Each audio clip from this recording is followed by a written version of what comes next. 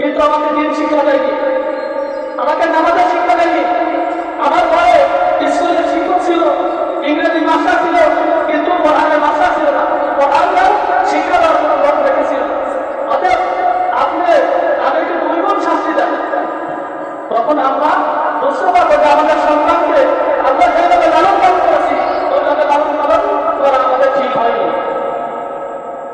বর্তমান সময়ে ফেসবুকে হোক, যেভাবে হোক, আমরা অনেক কিছু শুনে থাকি।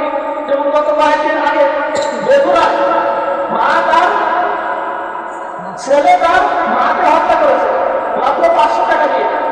এই 500 টাকার জন্য ছেলে তার মাকে কুপিয়ে হত্যা করে ব্রিজের ভিতরে রেখে দিয়েছে। তাহলে ওই সন্তান কি গোলাকার সন্তান? 500 টাকার জন্য মাকে হত্যা করে।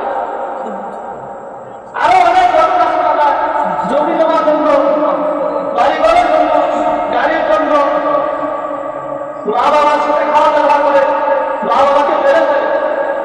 আল্লাহ রাসূল সাল্লাল্লাহু আলাইহি ওয়াসাল্লাম হাদিসের ভিতরে বলেন, রিদাল্লাহি রিদাল ওয়ালিদাইন ওয়া সাখাতুল্লাহি ফি সাখাতিল ওয়ালিদাইন। যদি আল্লাহ তাআলা সন্তুষ্ট থাকে তাহলে পিতামাতা সন্তুষ্ট থাকবে, আর যদি পিতামাতা অসন্তুষ্ট থাকে তাহলে আল্লাহ তাআলা অসন্তুষ্ট থাকবে। তাহলে আমাদের কি করতে হবে? আল্লাহকে সন্তুষ্ট করতে চাইলে পিতামাতাকে সন্তুষ্ট করতে হবে, পিতামাতাকে রাজি খুশি করাইতে হবে। যদি পিতামাতাকে রাজি খুশি না করায় তাহলে আল্লাহ তাআলা রাজি খুশি হবে না।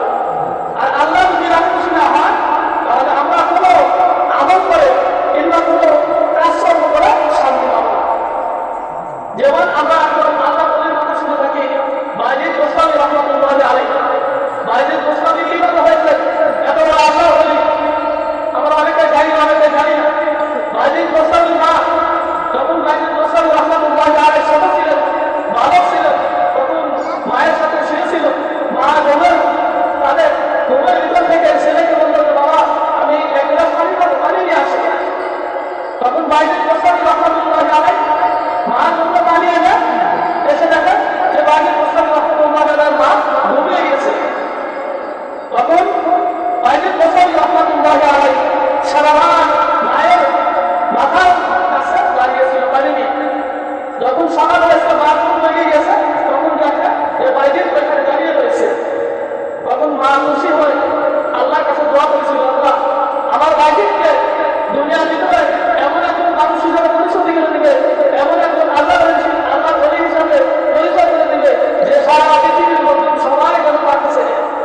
তাহলে এক গ্লাস পানির জন্য বাইজিদ গোস্তামি রাহমাতুল্লাহি আলাইহি অনেক বড় আল্লাহ বলি হয়ে গেছে। অথচ বর্তমান সময় দেখা যায় যে পিতা মৃত্যুর সঙ্গে সজ্জিত হয়ে গেছে, মৃত্যুর সঙ্গে সজ্জিত হয়ে গেছে। পিতা তার ছেলেকে বলতেছে, আমাকে মৃত্যুর সময় হলেও এক গ্লাস পানি পান করা। কিন্তু বর্তমান সময়ের ছেলে সন্তানরা মৃত্যুর সঙ্গে সজ্জিত হওয়ার পরে পানি পান করায় না। শুধু পানি নয়, বর্তমান সময়ে পিতা মাতাকে নিয়ে অনেক খাদ্য বিতরণ করা হয়। বর্তমান সময়ে পিতা মাতাকে অবহেলিত একটি বস্তু বানিয়ে ফেলা হয়েছে।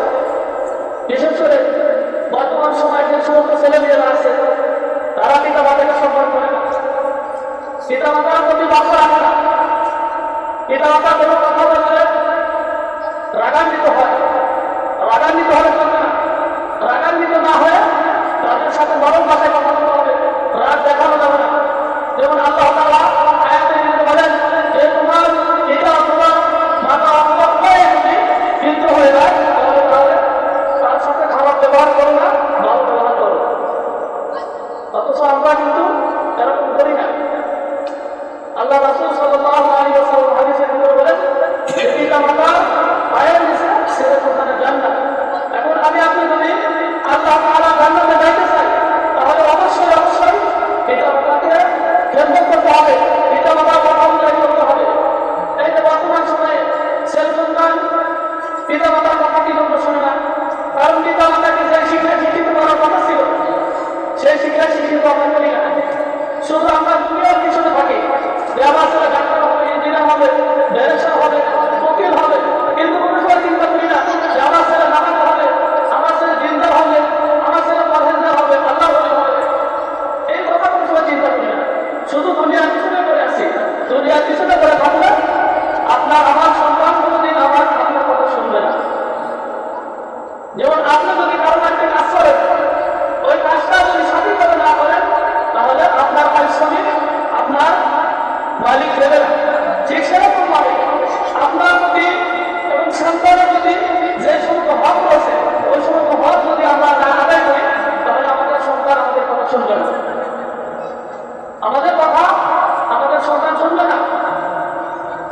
সেই জন্য আমরা যারা মা বাবা হয়েছি, যাদের সন্তান আগে এখনো হয়নি, তারা সবসময় আল্লাহর কাছে দোয়া করবো যে আল্লাহ আমাদেরকে সন্তান আনি দাও।